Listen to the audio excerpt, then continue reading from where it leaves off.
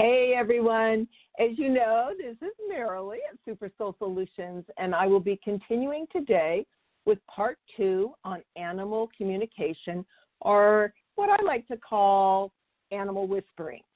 I hope each one of you already listened to part 1 and practiced a bit communicating with your pet or an animal if you don't have a pet.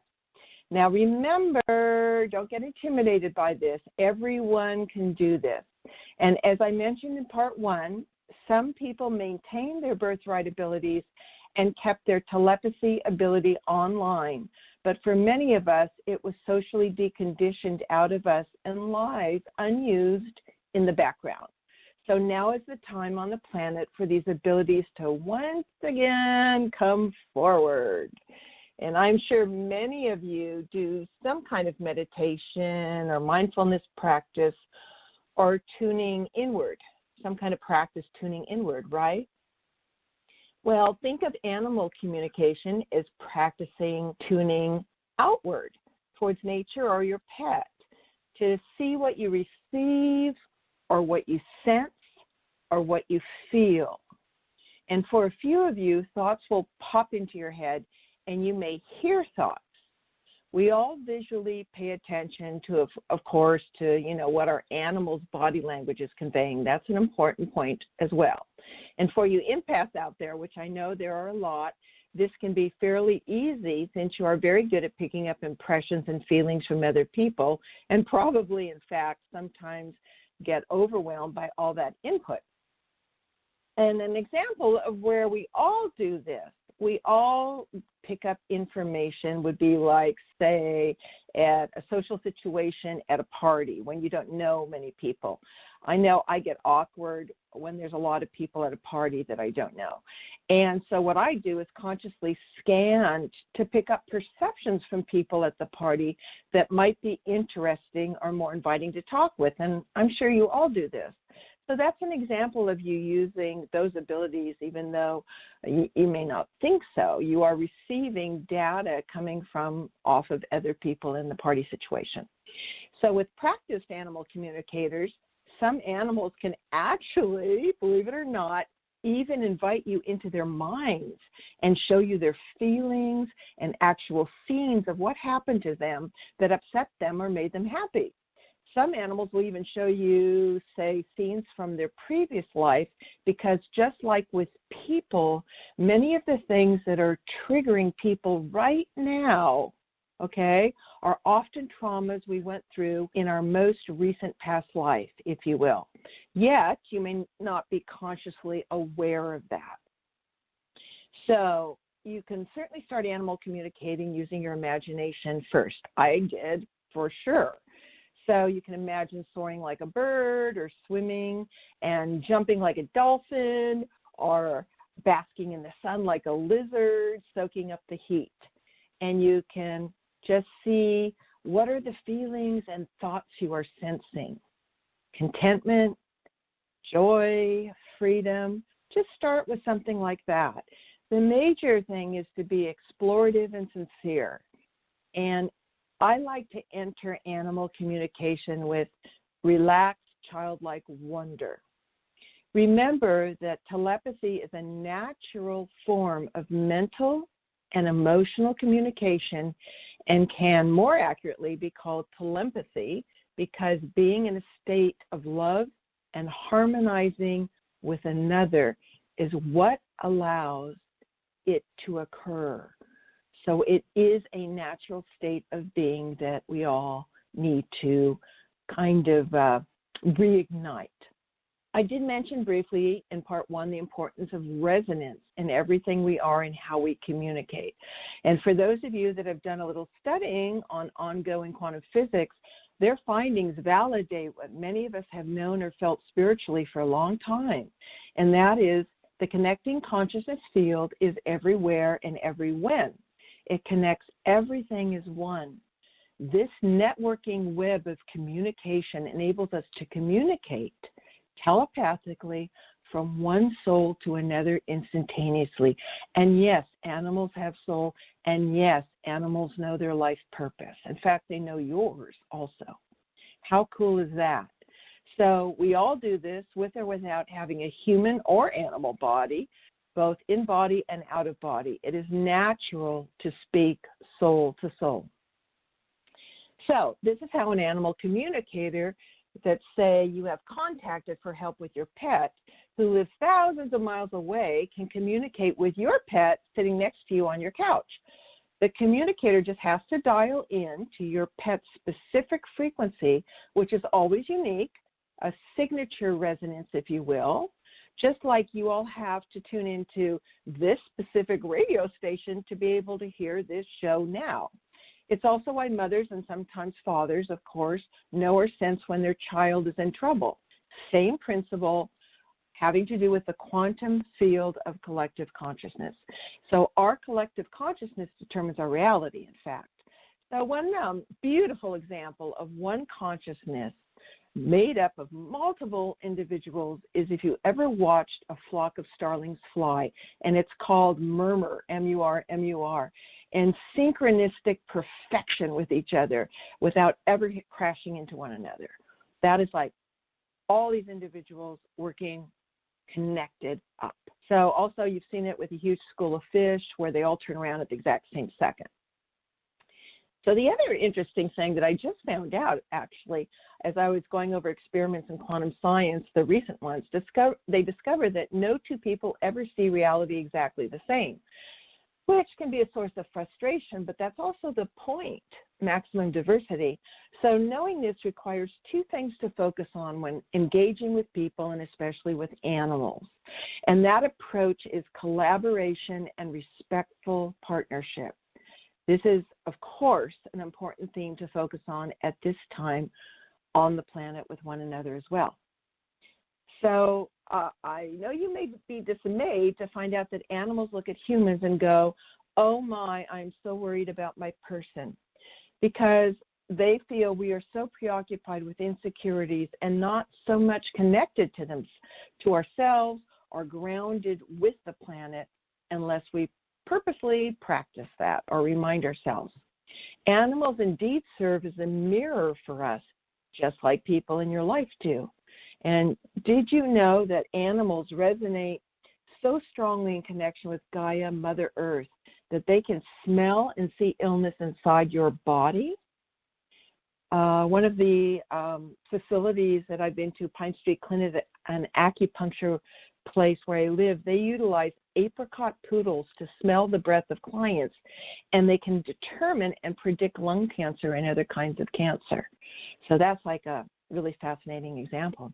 When you ask American Indians or other indigenous cultures that remain connected to Earth, and you ask them, how did you learn what this herb or plant was useful for?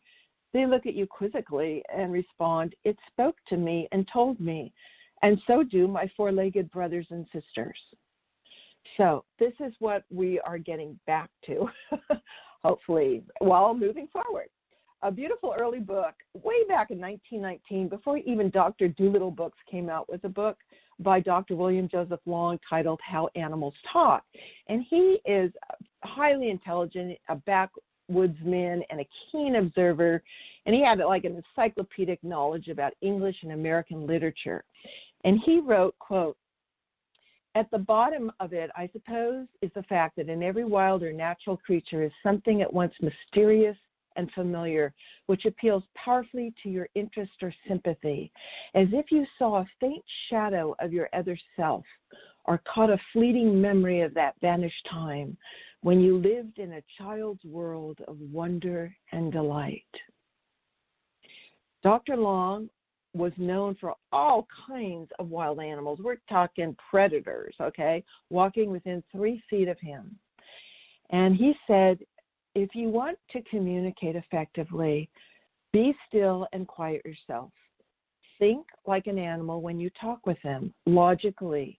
Keep senses are strongest in them and appeal to those senses. For instance, he said, dogs have a smellscape more than a landscape, which is true. For anyone who has a dog, they know that.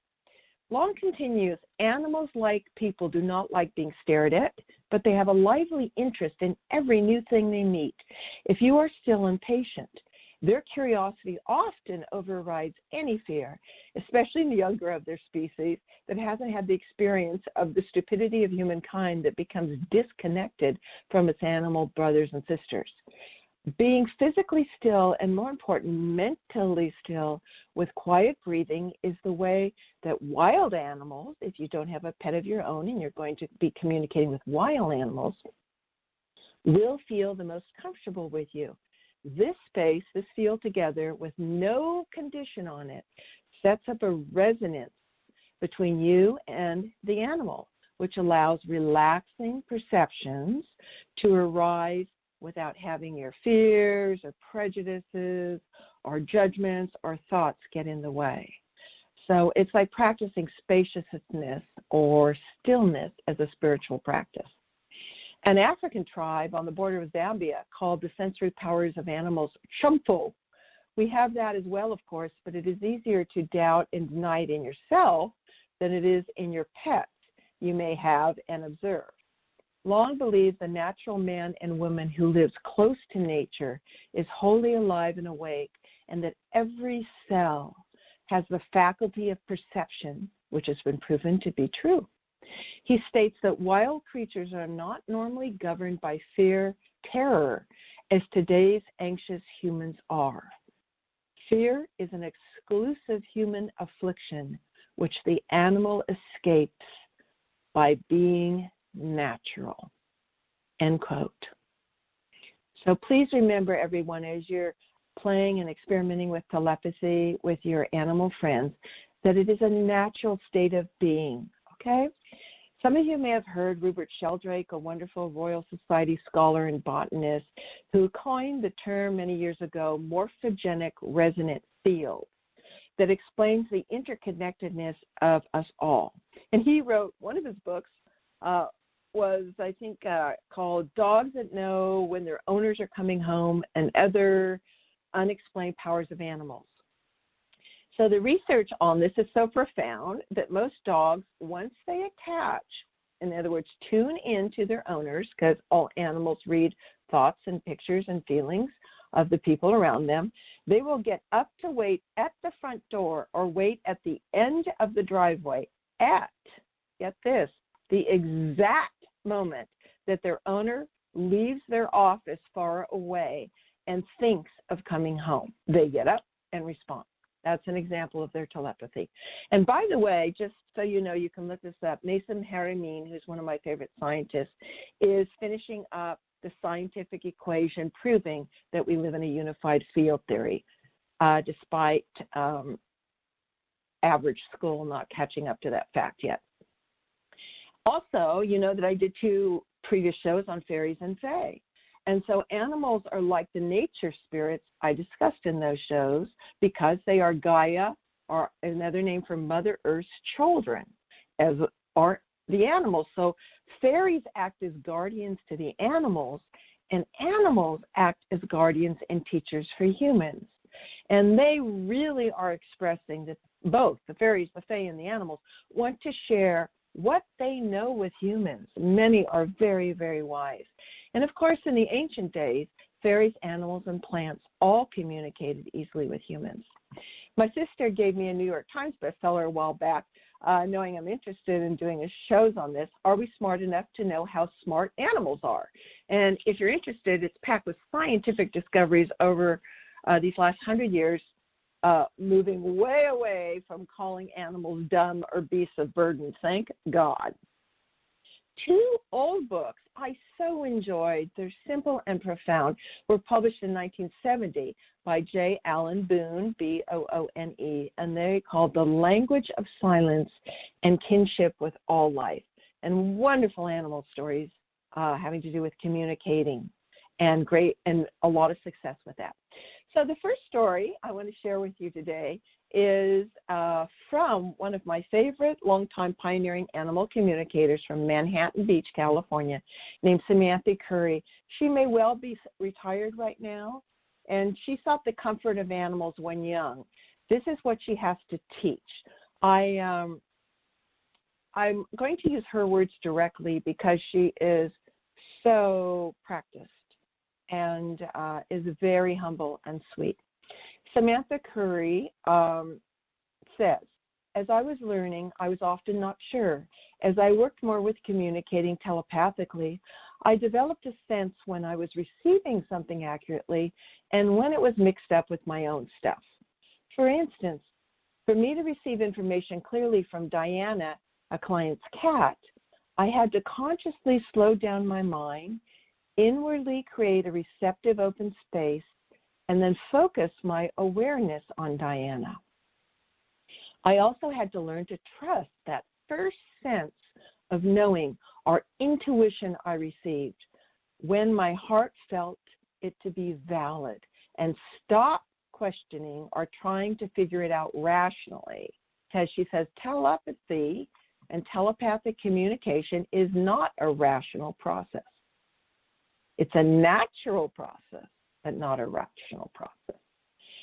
So the question many of you listeners may be asking now is, can an ordinary person like me learn to communicate with animals, or does it take some kind of special aptitude? So Samantha would respond to that. You too can learn to communicate with your animal companions. I believe that we all have the innate potential to learn to communicate with and hear animals if we truly want to do so. In a way, it is a kind of relearning or opening to something we already know deep down inside. It does require setting aside the rational, linear way of thinking, and being that we are mostly so used to this in our culture and society, it can be a little bit of a challenge. It is believing it is possible and truly wanting to communicate two ways with animals and to set aside time to practice this. So, what is number one question that I want to answer is, how does one convey a message to an animal? Now, I went through this in part one a little bit, but now I'm going to have Samantha tell you how she does that. So, because she's one of the best. I quiet myself, and then I acknowledge that this being I wish to speak with has intelligence. I don't know what the level of that is yet.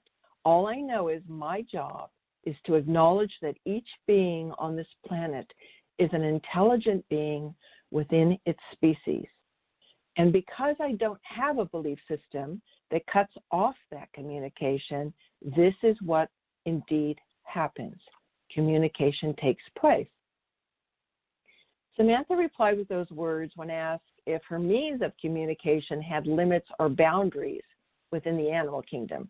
For example, many people accept that we can delve into the thoughts of cats and dogs, or monkeys and horses, or creatures that are, quote, more highly evolved. But when it came to deep sea creatures, insects, or, say, a scorpion, you couldn't really communicate with them. She points out that we tend to associate intelligence with brain matter, but that telepathic thought is radically different than brain matter. That has to do with your third eye, which I discussed in part one, which is an energetic portal that has to do with the pineal gland in the center of your forehead and brain. That observation that she spoke about, that it doesn't matter how small or big the animal is, or how smart or not smart you think they are, and I want to share this because I think it's very interesting, was in reference to a box with a scorpion inside it that a little boy showed Samantha when Samantha came to lecture at a school in Escondido, California. And Samantha could immediately begin communicating silently and could immediately tell the scorpion was not enjoying himself. So she asked those gathered around to send a loving thought to the creature. And at the same time, she had never talked with a scorpion, so she was kind of wondering exactly how it was going to go. But, of course, she has learned to be very open and trust. So even for an animal communicator with 4 decades of experience, one imagines that getting into the head of a scorpion is hardly an everyday occurrence, right? So nonetheless, she did successfully find herself in the mind of the scorpion, which conveyed that its terrarium had been moved from the window and she would like it returned back to the window because it's more interesting for it.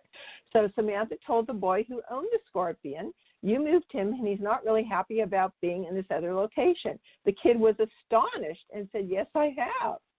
Samantha then told him the scorpion knew he wasn't liked by the boy's mother, but waved aside this revelation because, after all, few mothers approve of their child's scorpion. This is how aware a scorpion is. And she goes on, what I love is when an animal gives you something that is detailed like this, and there's no way you could have known if you hadn't had true communication, and you can also find out immediately with their owner if what you received is correct or not. So Samantha continued telling the little boy, the scorpion loves his red-orange water dish, and the bit of food that looks like ground hamburger, he likes those two the best. The boy just looked amazed and said, how do you know he's got a red-orange water dish and that I give him ground-up hamburger? And Samantha continues, more than half of my clients, so anyway, that's just a brief little vignette of an example when she showed up at school and how you can animal whisper with a scorpion, for instance. Very few people would think that is possible. That's how we limit ourselves. So also, the other thing to know about is you can call up an animal communicator, and I'm going to recommend them at the end of the show, and which ones I like, and they do it long distance over the phone. Again, this is using the quantum field, and more than half of Samantha and other animal communicators' clients are long distance. Usually they will ask to be sent a clear photograph of the animal or pet, and then they will sit there while they focus their thoughts upon it to learn what is going on inside the animal, tuning in to that specific being.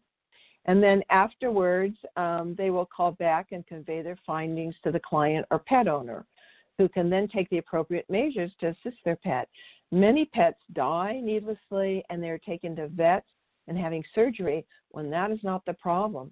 Their problem is confusion and emotional, as it is with humans often. So Samantha continues, animals need assurance, but there's another important factor to always remember. Love connects you to the animal soul and personality.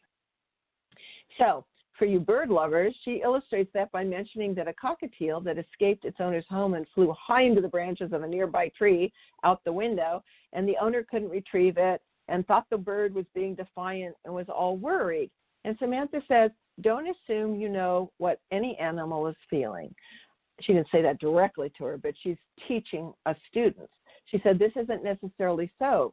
The bird is likely, put yourself in their shoes, the bird is likely fearful, having known only its cage or perhaps only four walls and a ceiling. So we ask ourselves, so what do we do to animal communicate?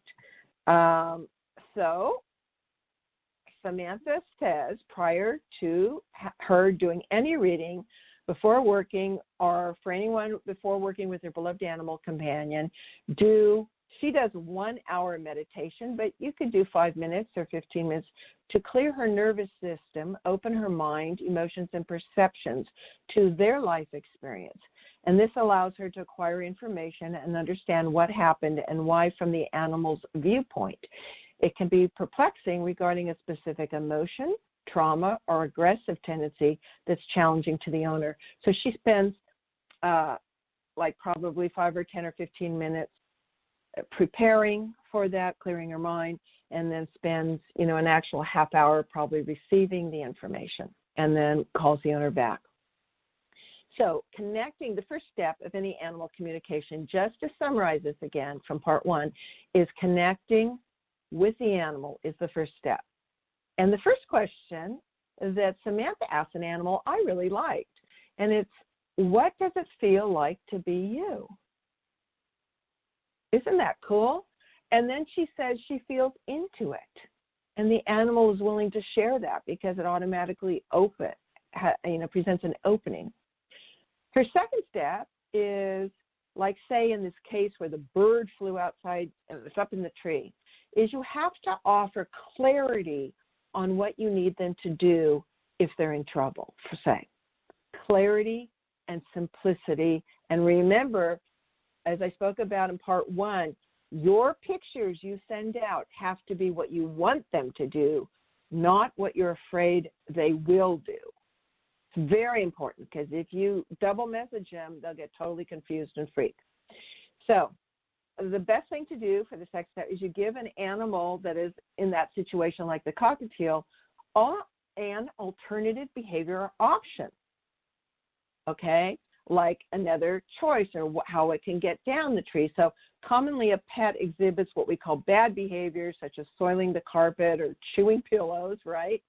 And to change the pet's behavior, it is imperative to make clear to the animal what you want them to do. And most people, again, I cannot reiterate this enough, most people are focused on the negative. They're sending out negative energy, they're sending out angry energy, and they're telling them no, but they're picturing them tearing up the pillow or peeing in the corner or whatever. We need to give them an alternative behavior that works for both the person and the animal. So, and, for sure, all animals are visually oriented unless they're older and losing their sight. So I think that's how they communicate with one another. That's what Samantha feels. That's the predominant way. And then, of course, they communicate telepathically and through smells and body language visually. And so for her to reach them, it has to be telepathic mind to mind. And this is sending the pictures back and forth, receiving the pictures they send you and sending back. It's not limited, as I said, by proximity of space or time. So her suggestion to this cockatiel owner, and I'm giving you this as an example, was to go to the tree and try to meet the bird halfway in a relaxed state and take its perch along or its cage along. But to keep thinking and only keep thinking over and over that the bird is going to start climbing down towards her. That is what the owner is to visualize, the bird starting to climb down towards her. You need to be able to be visually clear and send a picture from your mind of the action you want them to take and hold that picture to help the animal. That's extremely important. The animal will begin to follow that if it's consistent and clear.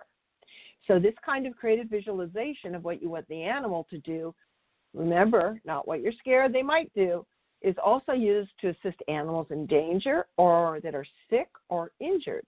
You need to convey what behavior is desired so you can help them rather than stress what behavior is unacceptable or freak out or get mad.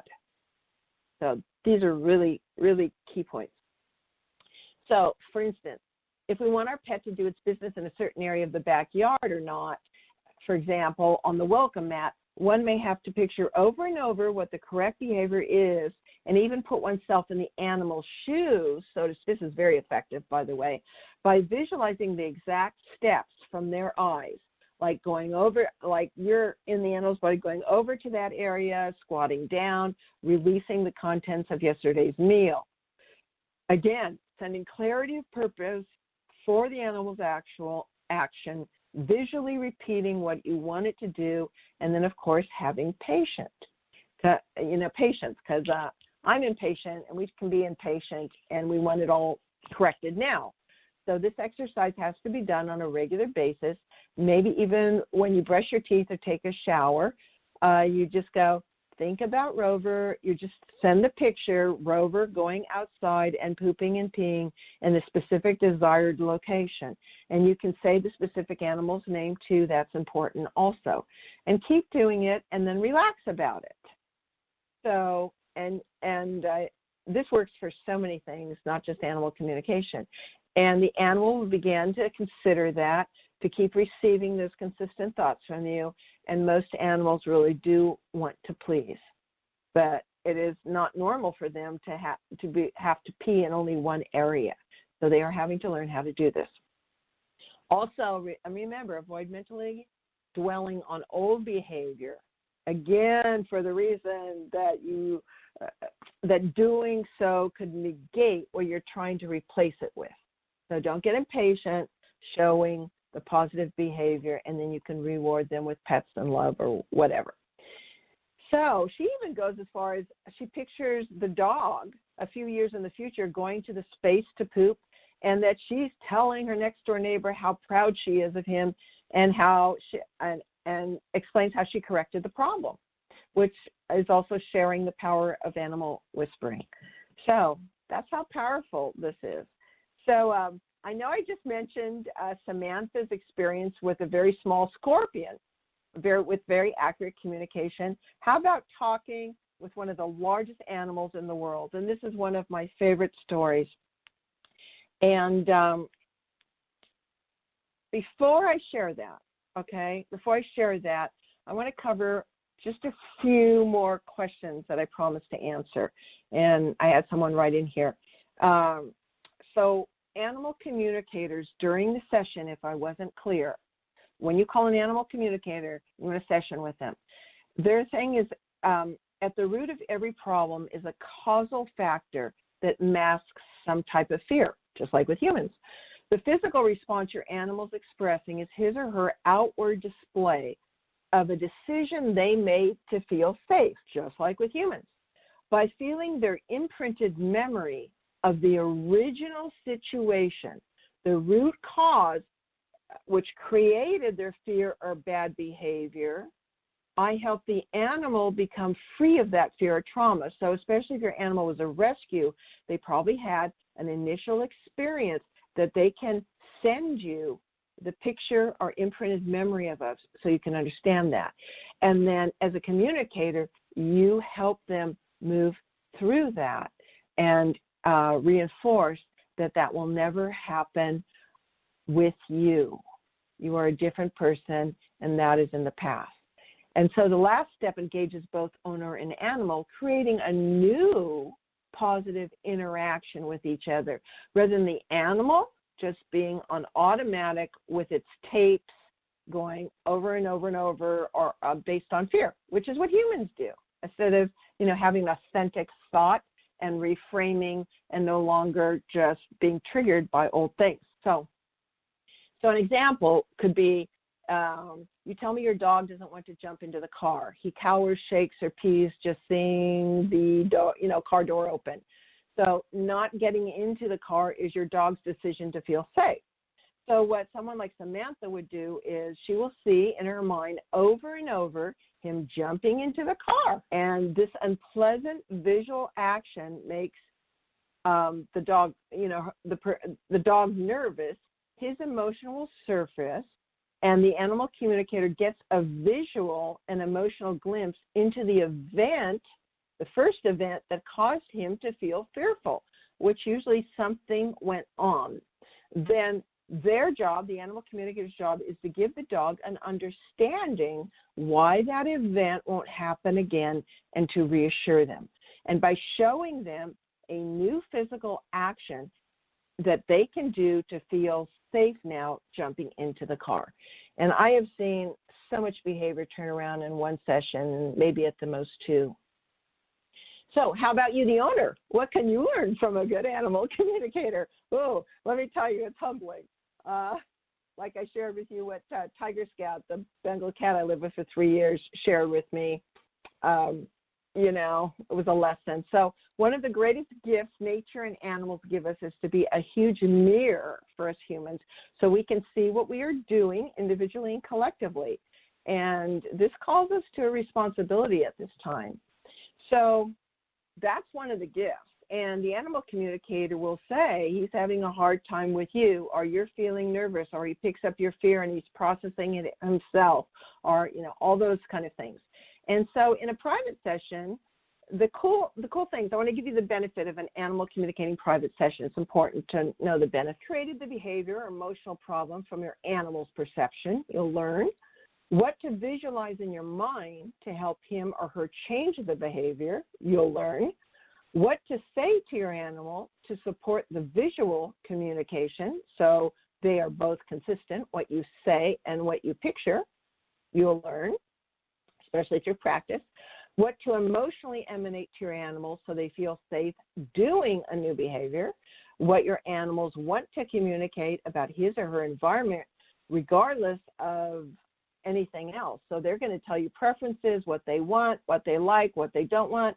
Their food makes them sick because much pet food has tons of things in it and hurts their stomach. You'll get a lot of information from a good animal communicator. And if it's a medical problem, They find out the location of the pain, and on a scale of 1 to 10, the level of discomfort the animal's experiencing. And all this information can be very helpful for the veterinarian as well as for you. Yeah. Okay. So let me just spend the rest of the time sharing some really, really fun stories, some of my favorite.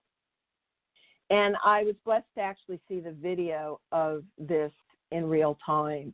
And I call this the lesson of forgiveness. So we're moving from one of the smallest animals, the scorpion, to one of the largest, the elephants. And this episode, it's a long story, but I'm going to give you the bottom line through her words. It begins when she had never communicated with an elephant. She was brought in out of desperation to an angry, upset elephant at the San Diego Zoo. And this was all filmed in real time. And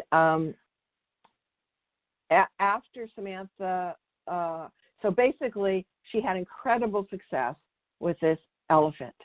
And after Samantha thought their communication, and by the way, in the shout out I send you and in the pre-announcement, there's a picture of her with her hands on the elephant's head communicating with that specific elephant. So you might want to email me with your email. I do not misuse it, but this way you get the corresponding photographs, which are very profound.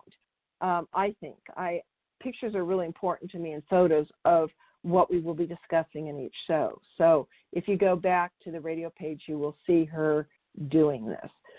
And so she thought their communication was finished after, I think it was 30 minutes, half hour or something.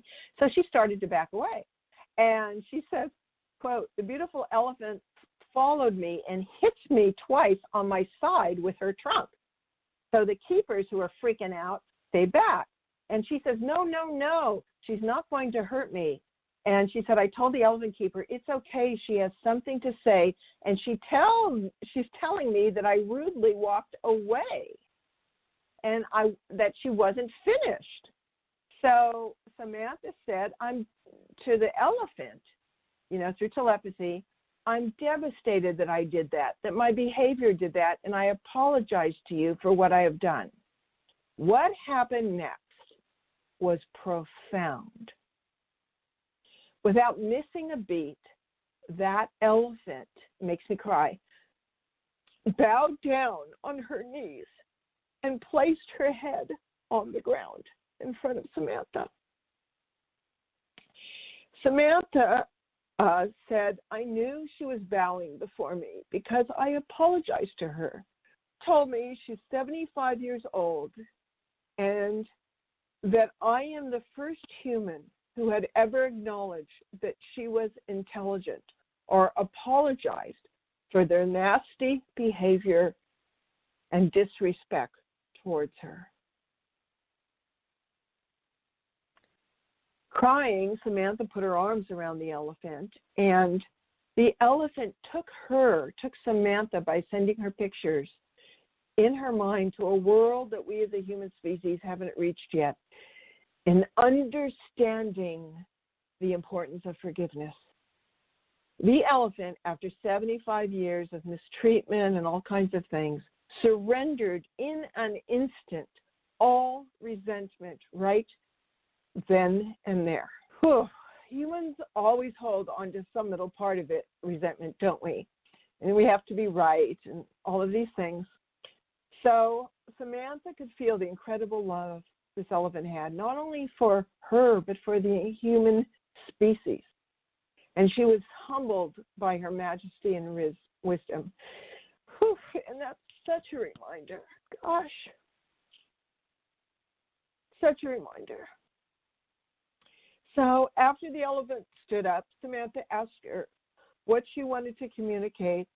And it turned out, if there anything else she wanted to communicate before she leaves, and it turned out to be that her feet were hurting badly, and she hadn't allowed, she had actually thrown the elephant keeper. She was such in pain and so upset. And the keepers were stunned to hear that her feet were hurting. And so she asked Samantha asked the elephant permission if the elephant would hold up the foot that was hurting and behave why the elephant keepers came? And she said yes. And the foot was all bloody and had an infection and everything else. I have this all on video. I saw it in real time. And they were able to bandage her sore foot.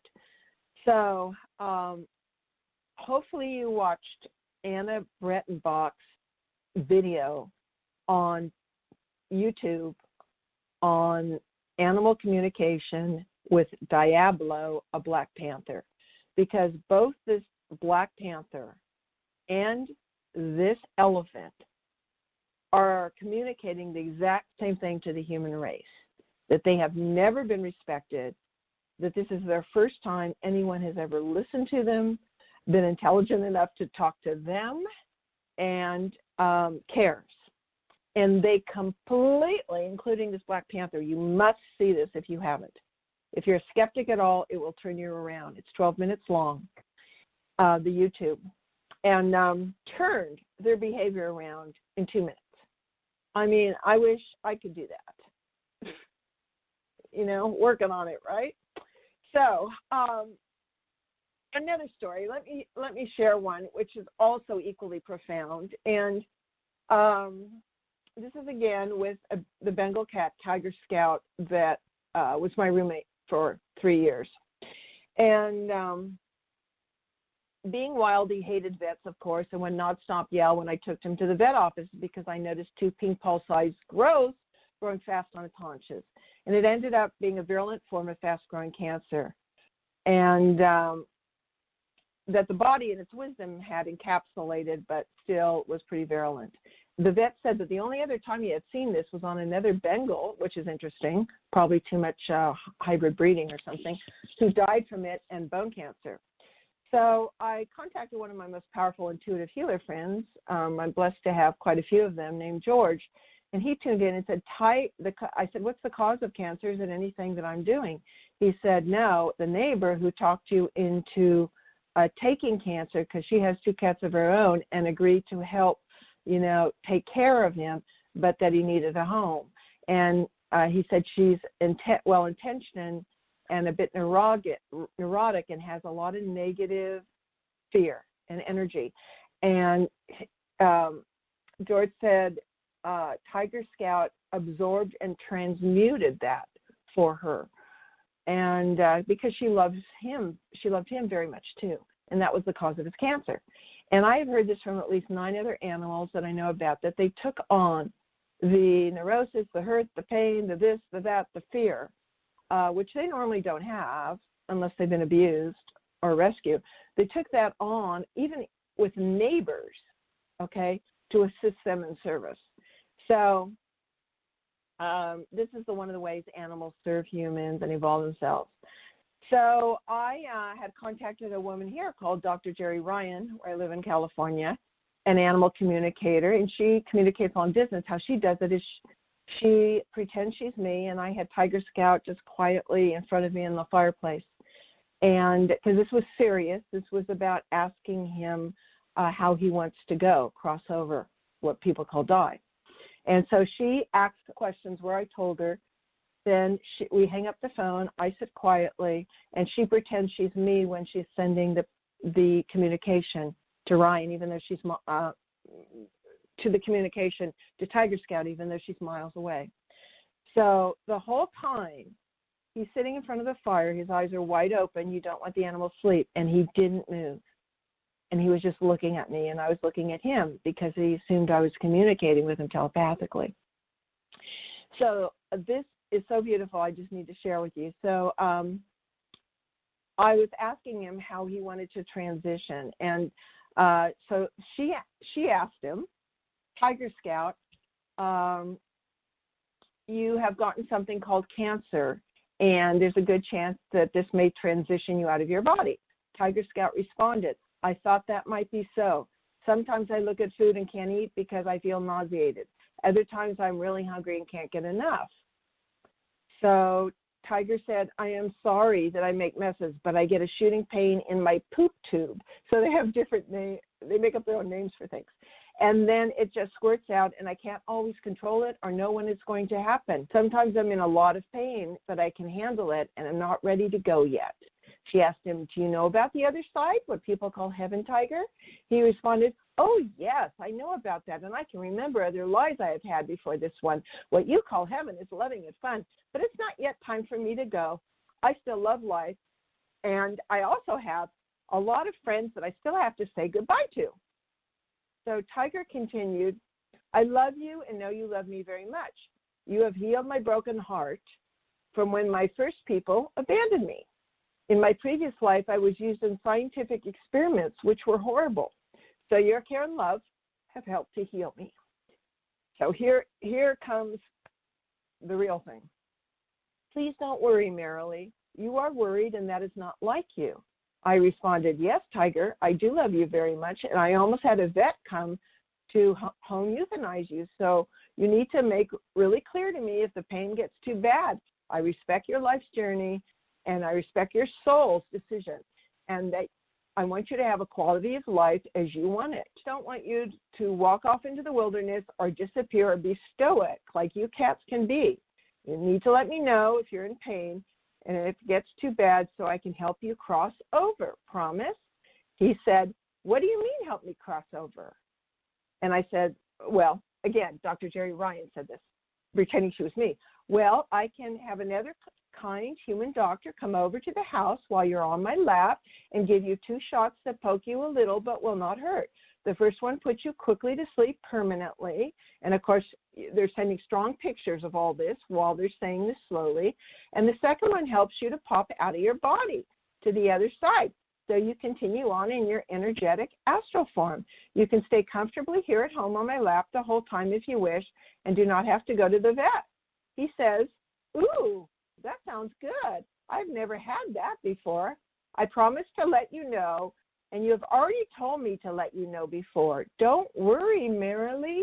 You have forgotten. And I said, forgotten what, Tiger? Tiger responded, you have forgotten that worry is when you are not safe and you're speechless and humbled. I eventually responded back, oh, wise one, thank you for that reminder. And you are so right. I will snap out of it. It's just that I take my responsibility and care for you seriously, even though I know your soul's decisions, and it is up to you. He says, I know you do, and thank you. I said, you are welcome, and thank you for your magnificent, independent, wise presence in my life. Is there anything you need or want? He responded, ooh, I have so much in so many beds, thank you. I would like some of that smelly stuff you use in your healing massage room that I'm not allowed into, that when your people come visit, they leave smelling like that. Could you put some of that on my beds? And I said, of course. We call that pure essential oils. Those are made from plants. Anything else? Yes. You used to listen to beautiful music, and now you listen to people talking on your machine, meaning computer and interviews. I miss the music and enjoy it very much when I'm lying in front of the fireplace. Whew, talk about humbled again. I said, you are so right, Tiger Scout. I know that beautiful music is one of the most powerful ways to uplift and heal everyone, to help us stay in balance. And I was not being conscientious enough about my environment for you and how it could affect you. Thank you for that reminder. And both these things I will correct immediately, okay? So he said, I still like interviews, and it's part of what I do and research, but I'll trade off and play more music for you. Would that be okay? He said, that will be fine. I said, thank you. He said, you're welcome. And I said, I feel much better. He said, good, I'm going out to play. So that is an example of and then the interesting thing here, where I knew all that was authentic, but I didn't know any of this until she ended, and the reading was supposed to be a half hour, so I'm letting you know what to expect, and it went on an hour, so I was just still staring at, being peaceful with an empty mind, staring at Tiger, and after an hour, he immediately got up. He came over on my lap, went up to my face, and licked it. He had never done that in the 3 years. at that exact moment, the phone rang, and it was Dr. Jerry Ryan. And she said, we have completed our communication. And she gave me this whole story. She said, he's a very talkative cat. So that's an example of kind of like, moving through different things. And I want to have time to give you a couple names.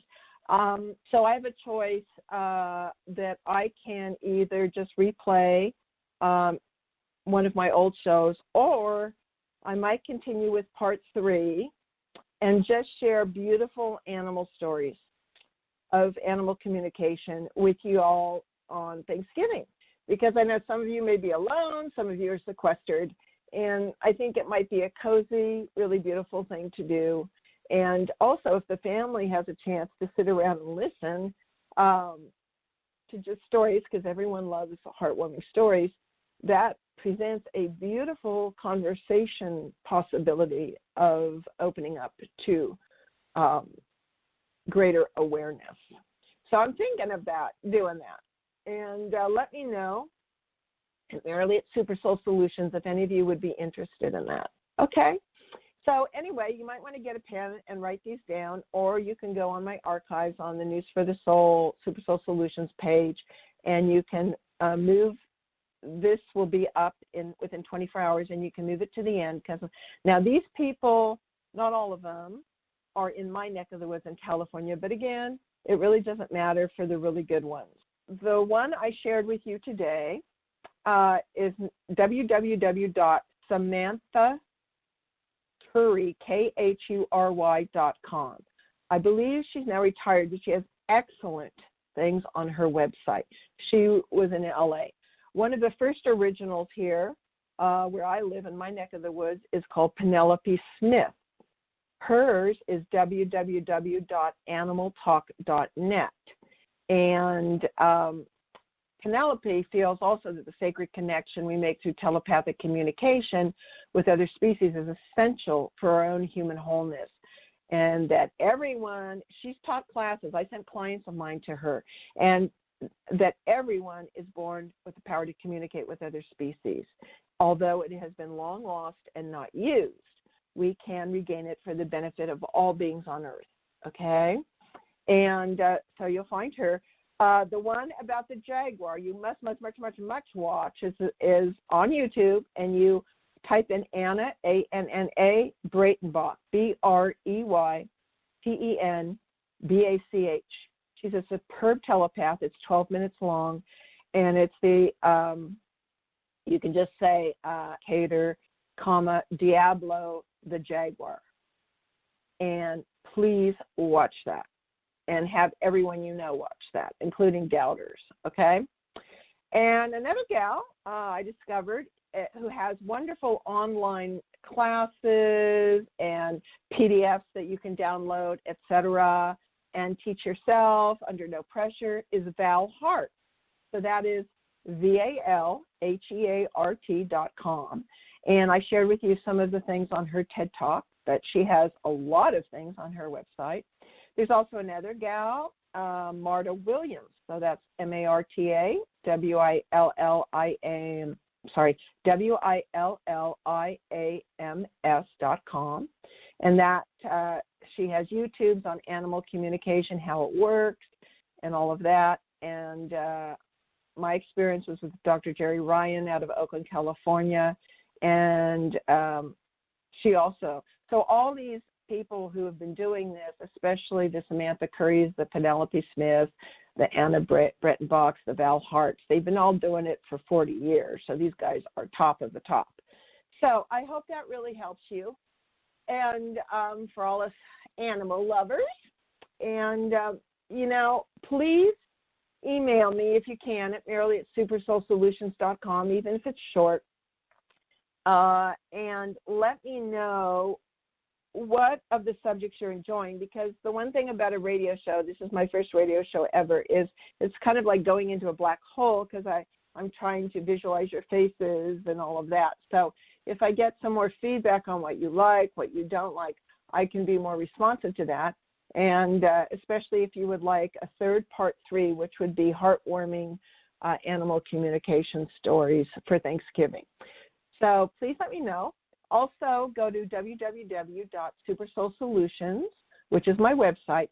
Look under the banner with the title Whispering, okay, because I call it Animal Whispering, and scroll down to Animal Whispering, and you'll see some of the links to what I'm recommending that you can watch and some more.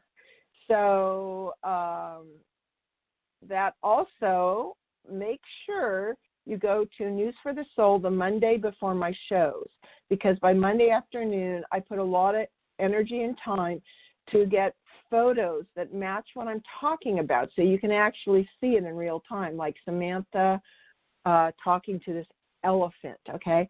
I put that on the pre-announcement page the Monday before the Thursday of my show, and I do think that helps people, rather than, along with, I put bullet points of the topics that I will promise to, do.